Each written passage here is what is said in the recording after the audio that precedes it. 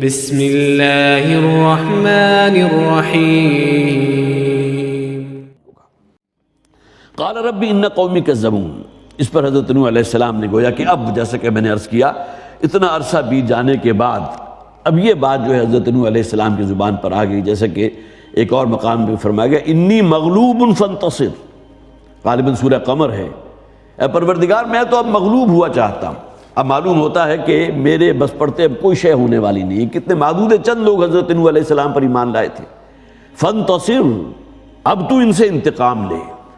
950 برس کا عرصہ جو ہے کوئی کم دورانیہ نہیں ہے، اس کے باوجود اگر یہ لوگ ٹس سے مس ہونے کو تیار نہیں ہیں اور اب معاملہ اس حد تک پہنچ چکا ہے کہ ربی انی مغلوب فانتصر، اے پروردگار میں مغلوب ہو چکا ہوں، اب میرے بس پڑتے کوئی شے جو ہے آگے نہیں ہو رہی اور مزید ایمان لانے کو تیار نہیں، فانتصر، تو اب تو ان سے انتقام لے۔ اور اس کا پھر وہ نتیجہ نکلا تھا طوفان نوح، جس طرح بڑی تفصیل سے قرآن حکیم میں وہ ہم جو ہے سورہ انعام میں، سورہ اعراف میں اور بھی بہت سی صورتوں کے اندر جو ہے ان کا ذکر بڑی تفصیل سے پڑھ چکے۔ ان قومی کذبون فافتح بینی وبینہم فتحا،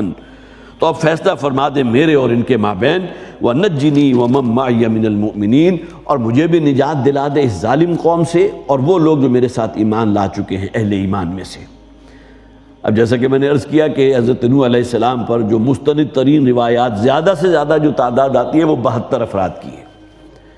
950 برس کی محنت شاقہ، وہ بھی کسی عام شخص کی نہیں، اولو العزم من الرسل میں سے حضرت نوح علیہ السلام، لیکن نتیجہ کل 72 افراد۔ اور بعض روایات میں آپ پر ایمان لانے والوں کی تعداد جو ہے 12 یا 18 سے زیادہ نہیں تھی۔ اور بہرحال یہ بات تو قرآن حکیم کے ذریعے بھی ثابت ہے کہ آپ پر ایمان لانے والے شاید آپ کے اپنے ہی بیٹے تھے، اس لیے کہ حضرت نوح علیہ السلام کو جو آدم ثانی کہا جاتا ہے وہ اسی اعتبار سے کہا جاتا ہے کہ وہ طوفان نوح جو آیا تھا تو اس موقع پر تمام لوگوں کو جو ہے ہلاک کر دیا گیا تھا، صرف وہی جو کشتی میں موجود تھے، جیسا کہ آ بھی جائے گا فی الفلک المشحون، وہ کشتی جس کو بھر لیا تھا حضرت نوح علیہ السلام نے اللہ کے حکم سے، اس میں آپ کے خاندان والے بھی موجود تھے جو آپ پر ایمان لا چکے تھے۔ اور جیسا کہ میں نے عرض کیا کہ ان میں سے بعض کے نزدیک صرف 3 بیٹے تھے جو حضرت نوح علیہ السلام پر ایمان لائے تھے، اور انہی سے آگے جو ہے پھر نسل انسانی پھیلی ہے۔ تو حضرت نوح علیہ السلام نے دعا کی فافتح بینی وبینہم فتحا ونجنی ومن معی من المؤمنین، اے پروردگار اب تو فیصلہ فرما دے میرے اور اس ظالم قوم کے مابین اور جو بھی ایمان لا چکے ہیں انہیں، اور مجھے بھی نجات عطا فرما۔ فانجیناہ ومن معہ فی الفلک المشحون، تو ہم نے اس کو بھی بچا لیا اور جو ان کے ساتھ سوار تھے اس بھری ہوئی کشتی میں۔ اسے یہ بھی معلوم ہوتا ہے کہ اس طوفان نوح میں کوئی بھی متنفس زندہ نہیں بچا تھا،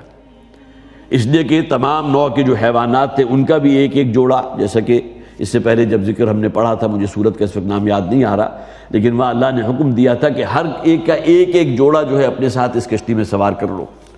اور جن لوگوں نے بھی بائبل میں اس کو باقاعدہ پکچرائز کیا گیا ہے تو اس میں بھی بہت بڑی کشتی ہے، کوئی آپ یہ سمجھیے کہ 70 ہاتھ چوڑی ہے اور کوئی 300 ہاتھ لمبی ہے۔ 300 ہاتھ لمبی کا مطلب تقریباً 900 فٹ لمبی، اور 70 ہاتھ چوڑی کا مطلب یہ کہ 250-300 فٹ چوڑی، اور اس میں مختلف جو ہے وہ اس میں جو ہے مختلف منازل ہیں، اور اس کے اندر حضرت نوح علیہ السلام ہر جانور کا بھی ہے جو ہے ایک ایک جوڑا لے کر جا رہے ہیں، اس لیے کہ اس کے بعد جو ہے اس روئے ارضی پر کوئی متنفس شے باقی نہیں بچی تھی سوائے ان کے جو حضرت نوح علیہ السلام نے اپنی کشتی میں فی الفلک المشحون جو پوری طرح بھری ہوئی تھی۔ اور یہاں مراد صرف وہ نہیں کہ جو ان پر ایمان لائے تھے ان کے بیٹے، بلکہ یہ کہ ہر نوع کے حیوانات بھی اس میں موجود تھے، چرند ہیں، پرند ہیں، ریپٹائلز ہیں، جس کا آپ تصور کر سکتے ہیں، سوائے سمندری مخلوق کے، اس لیے کہ جو طوفان آیا اس کے اندر وہ جو سی اینیملز ہوتے ہیں جو بھی سمندر کے اندر ہوتے ہیں وہ تو بہرحال اسی میں زندہ رہتے ہیں۔ ثم اغرقنا بعد الباقین، اور پھر ہم نے ان کے بعد جتنے بھی باقی رہے تھے سب کو غرق کر دیا جو بھی ان پر ایمان نہیں لائے تھے۔ اور اس میں آخری بات کیا تھی کہ حضرت نوح علیہ السلام کا اپنا بیٹا کنعان، وہ بھی ان کی نگاہوں کے سامنے غرق کیا گیا، اس لیے کہ وہ بھی ان لوگوں میں شامل تھا۔ سآوی الی جبل یعصمونی من الماء، الفاظ موجود ہیں۔ جب اسے کہا تھا حضرت نوح علیہ السلام نے کہ میرے ساتھ کشتی میں سوار ہو جاؤ، تو اس نے کہا وہ سامنے ایک بلند ٹیلا نظر آ رہا ہے، میں ابھی اس کے اوپر چڑھ جاؤں گا، یہ طوفان کتنا بلند ہوگا، پانی جو ہے ٹھیک ہے آسمان سے بھی چھاجو پانی برس رہا ہے اور زمین جو ہے اس میں بھی شگاف پڑ چکے ہیں، وہاں سے بھی پانی ابل رہا ہے، لیکن کہاں تک جائے گا، یہ بلند ایک چٹان موجود ہے، پہاڑ موجود ہے، اس پر چڑھ جاؤں گا۔ سآوی الی جبل یعصمونی من الماء، قال لا عاصم اليوم الا من امر اللہ، الفاظ موجود ہیں کہ آج کوئی طاقت بچانے والی نہیں ہے، اللہ کا حکم آ چکا، اب ظاہر ہے کہ اب صرف وہی بچیں گے جو اس کشتی میں سوار ہیں، اور جو جیسا کہ میں نے عرض کیا ان پر ایمان لانے والے، اور ہر نوع کے حیوانات چرند پرند کا ایک ایک جوڑا۔ سورہ قمر کا میں نے ابھی حوالہ دیا، اس میں بڑے خوبصورت الفاظ ہیں۔ فَفَتَحْنَا أَبْوَابَ السَّمَاءِ بِمَاءٍ مُنْهَمِرٍ، حضرت نوح علیہ السلام نے جب دعا کی تھی، اے پروردگار اب ان پر اپنا عذاب نازل فرما دے، فیصلہ فرما دے ہمارے درمیان، تو ہم نے آسمان کے دروازوں کو کھول دیا۔ فَفَتَحْنَا أَبْوَابَ السَّمَاءِ بِمَاءٍ مُنْهَمِرٍ، وہ ہے کہ بہت بڑا کوئی اوور ہیڈ ٹینک اگر آپ اس کا تصور کر سکتے ہیں، ہمارا محدود ذہن جو ہے اسی حد تک کسی شے کو اپنے احاطے میں لا سکتا ہے،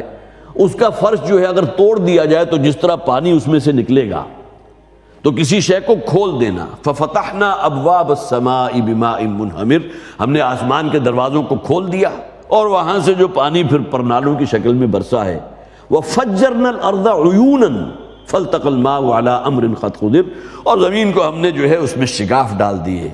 اس میں جو ہے اس کو پھاڑ دیا، اور وہاں سے جو پانی ابلا ہے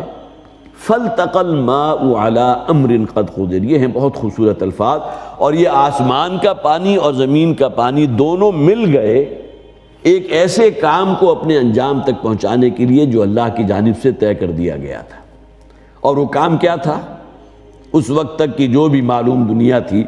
اس میں سوائے ان لوگوں کے جو حضرت نوح پر ایمان لائے تھے، ہر شے کو جو ہے بالکل نیست و نابود کر دیا گیا، ہلاک کر دیا گیا۔